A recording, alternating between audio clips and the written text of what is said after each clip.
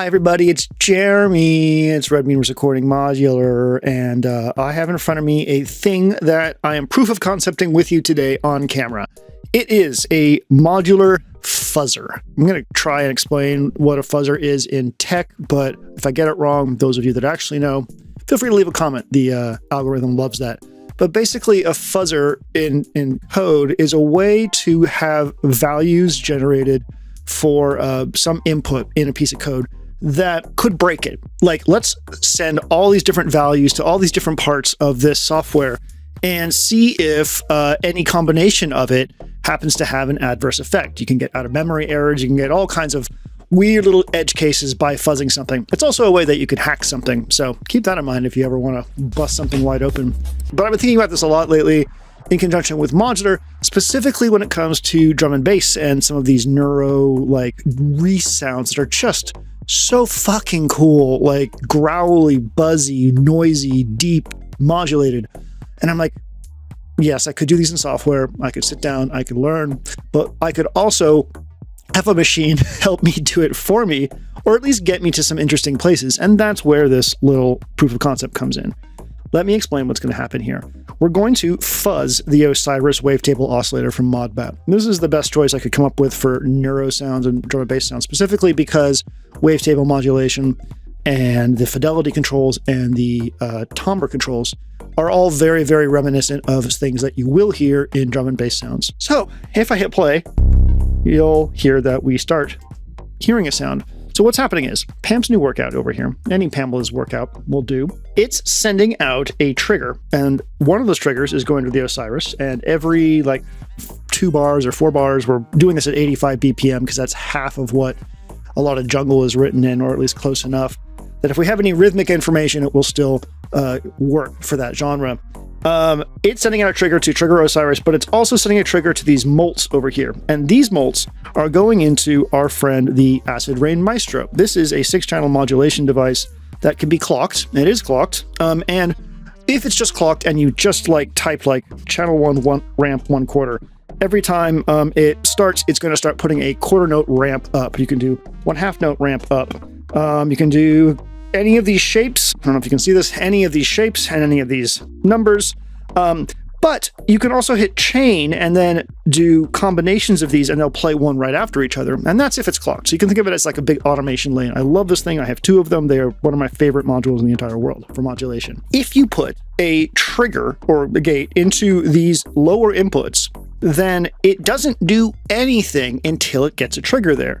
So for instance, if I go and I put these all to 16th note and, wow, is this even, oh my God, this thing's not even screwed in. Okay, my FX8 does have at least one thing in there. I told you I'm proof of concepting this. I'm taking the proof of concept all the way to whether or not the module will stay in. So for instance, if I do hit all these and I hit 1/16th and then I hit high.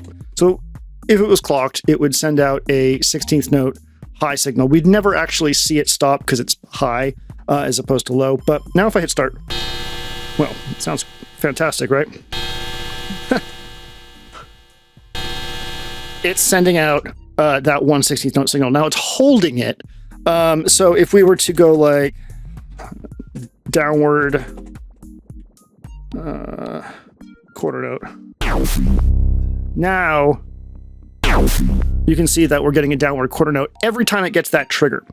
So the idea here is to set up each one of these channels with some kind of modulation, send them into the Vostoc, what is this thing called? The Vostoc asset. And this is a 6-channel attenuverter, an offset generator. So that's going to take the signals that are coming from this and allow us with these knobs here to choose how much is going where. So let me go ahead and turn all of these down for right now. We'll work through them and add them one at a time as you get a sense of what's going on here.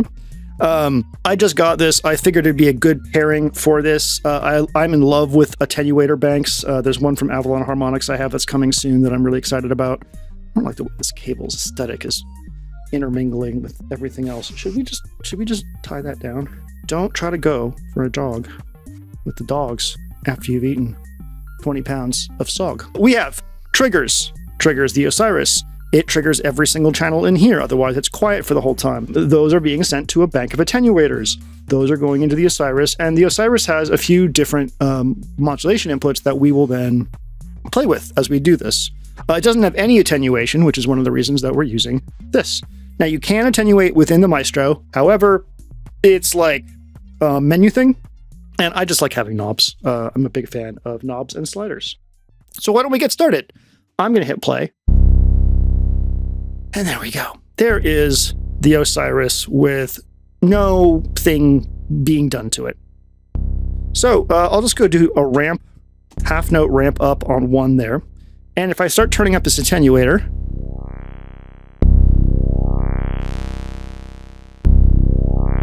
we'll hear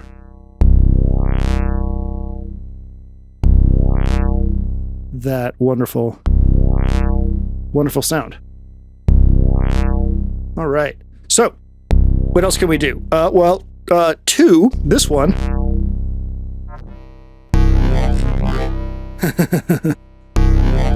That one is better with stepped modulation because it's like the bank. If we send it like the smooth stuff, it's going to sound really choppy.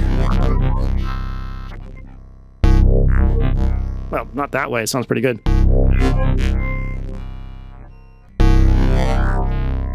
So we can send different types of modulation to these different channels. So Y here, if I want to, I can say to random.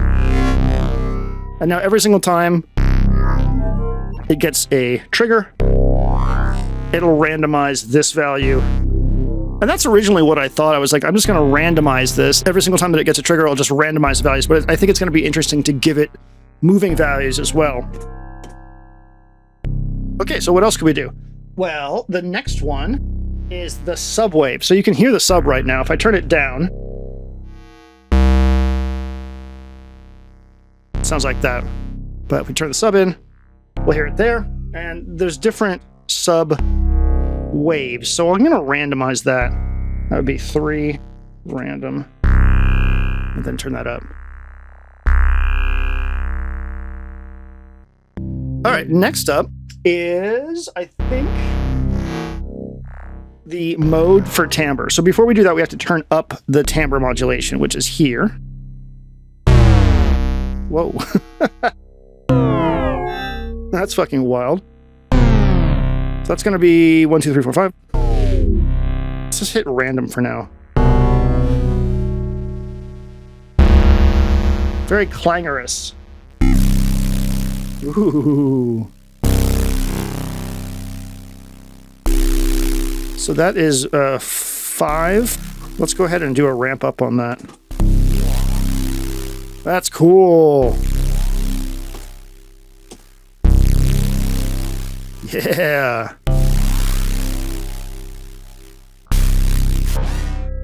All right.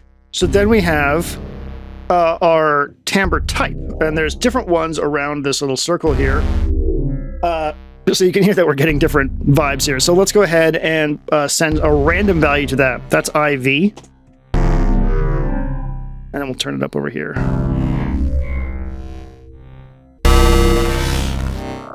Cool. I'm going to change our first one. Wow. Jeez. Cool as hell. Oh, that's nice too. What's the last one? Fidelity? So yeah, we can give that one a random.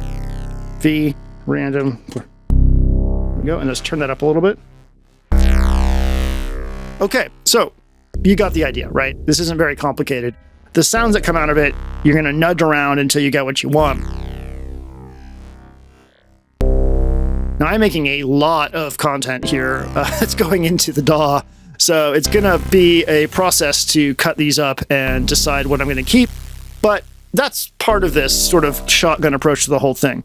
Now, one thing that we haven't even messed with yet is the fact that there's different wavetable banks in here, or I could place these in different places to start with. So, for instance, I could put this here. And then, of course, we have our attenuators to decide how far we move in and out of these modulation situations. So that's just with one wavetable bank. We have 4. So you can come back to the next one and turn down everything except for what you want to mess with. Ooh.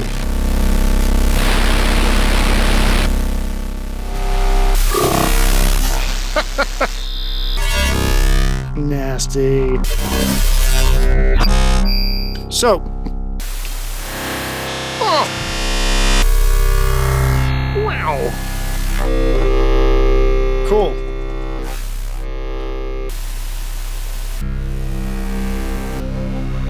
Oh my god. And if you get bored just doing this, then of course you can go ahead and take out all these triggers here and do a clocked version. So let's go ahead and turn up our decay and turn this down, starting just with the first one. So now this is in clocked mode with no triggers. So if I, for instance, go like 16th note up, that will continually do that clock. And I could chain this as well. All right. So then I can come over to something like fidelity, which is over here, and go like 8th note down and turn this up. I could even do triplets. Oh my god.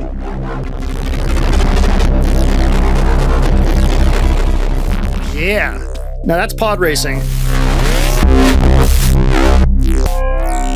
Yeah, passing this through some stereo comb filtering is going to be insane.